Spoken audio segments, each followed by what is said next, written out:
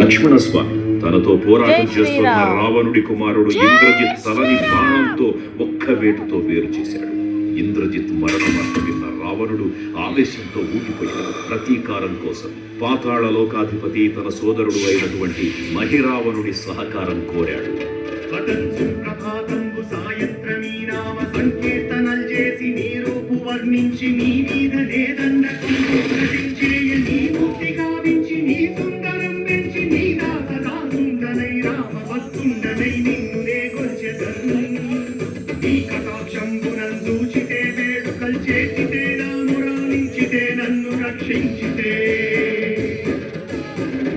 తంత్ర విద్యలో ఆరితేరిన మహిరావణుడి దాడి గురించి విభీషణుడి ద్వారా ముందుగా తెలుసుకున్న హనుమంతుల వారు తన ప్రభువుల విశ్రాంతి మందిరానికి కాపలా ఉండగా ఆ దుష్టుడు లోపలికి ప్రవేశించడానికి పలు ప్రయత్నాలు చేసి చివరికి మాయోపాయంతో విభీషణుడి రూపం ధరించి మందిరంలోకి ప్రవేశిస్తాడు.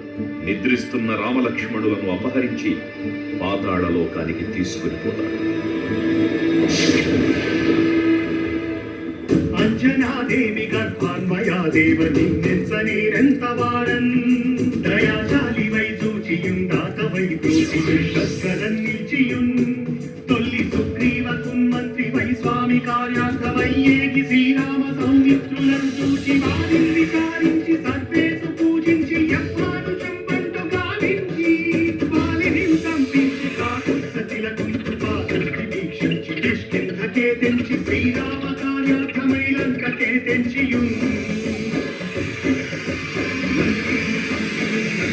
కాల్చియున్ యప్పూని తుంచూచి ఆనందము పొంగి న్యాయుంగరం విచ్చి ఆరత్నముం తెచ్చి శ్రీరామమున్నిచ్చి సంతోషముం చేసి